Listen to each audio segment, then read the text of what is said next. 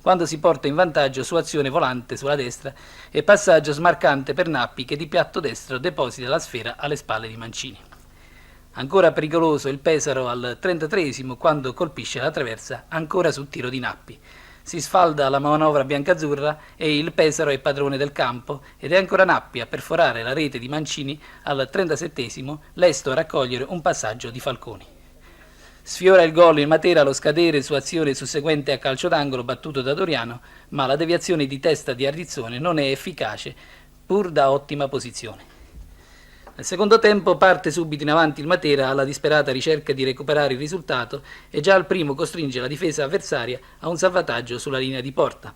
E al quinto finalmente il Matera accorcia le distanze, calcio di punizione dello specialista Brescia che aggira la barriera e coglie l'angolino basso alla destra di Moscatelli. Ma al decimo il Pesaro ristabilisce le distanze con Cangini che si libera dell'avversaria al limite dell'area e batte ancora Mancini con un preciso rasoterra.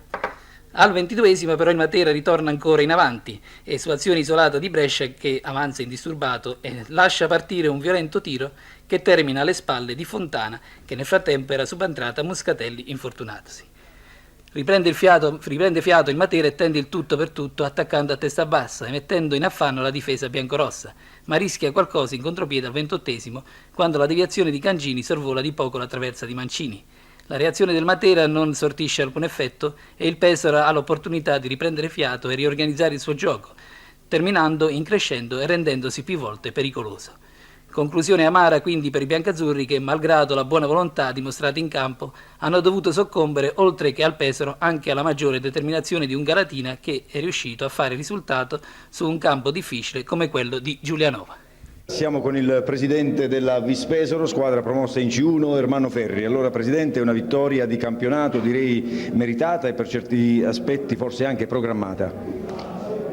Oddio, meritata sicuramente perché abbiamo a lungo comandato la classifica, programmata non direi perché forse non sa le vicissitudini che ha avuto la Vis Pesaro all'inizio di questo campionato, perciò addirittura rischiava di non essere iscritta al campionato.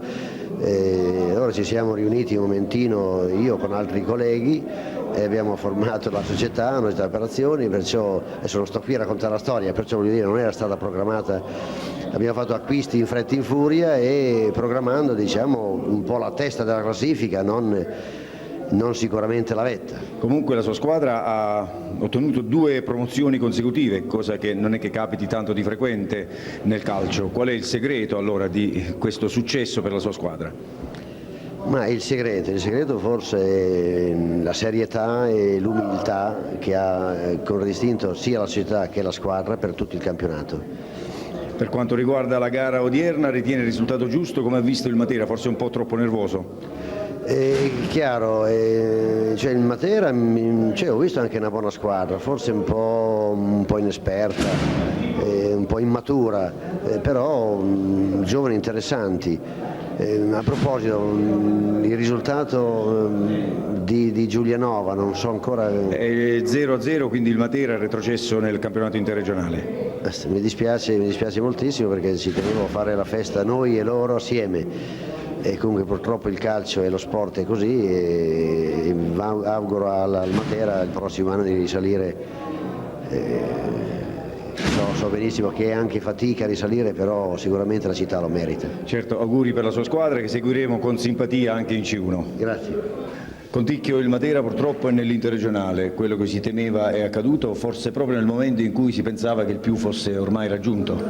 Ma purtroppo è successo questo, noi riteniamo di aver fatto il nostro dovere per intero, purtroppo è successo che abbiamo perso questa partita che non dovevamo perdere e tutto è finito qui. Con un po' di fortuna in più avremmo potuto benissimo portare i risultati in porto. Qualche recriminazione riferendoti non solo alla partita odierna ma un po' a tutto l'arco del campionato? Ma ci sono sempre dei pro e dei contro, ci sono dei lati negativi e dei lati positivi. Tutto sommato era una salvezza che poteva anche starci. Purtroppo ci è andata male per 5-6 partite quando abbiamo avuto infortuni e squalifiche, come è successo pure nella partita di oggi in cui i due marcatori Cifarelli e Angelè fuori uso e quindi abbiamo pagato caro queste assenze. L'infortunio di Angelè, l'utilizzazione di Angelè forse è un po' affrettata, ma si è tentato probabilmente di poter utilizzare un difensore centrale di una certa levatura.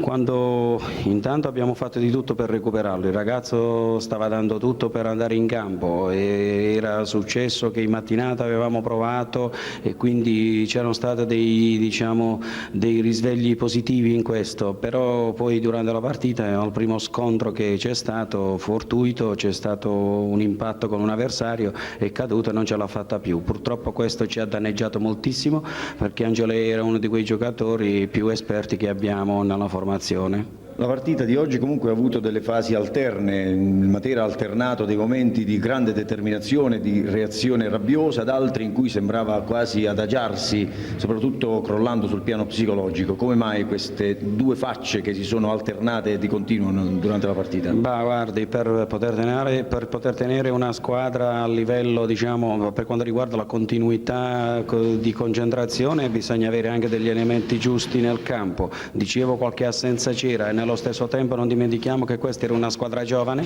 se ha sentito la partita, si trattava dell'ultima partita contro la prima della classe e purtroppo questi ragazzi, pur sforzandosi e andando al massimo per quanto riguarda volontà e spirito di sacrificio, non ce l'hanno fatta e purtroppo siamo calati prima dal punto di vista psicologico e poi conseguentemente in quello anche a livello fisico.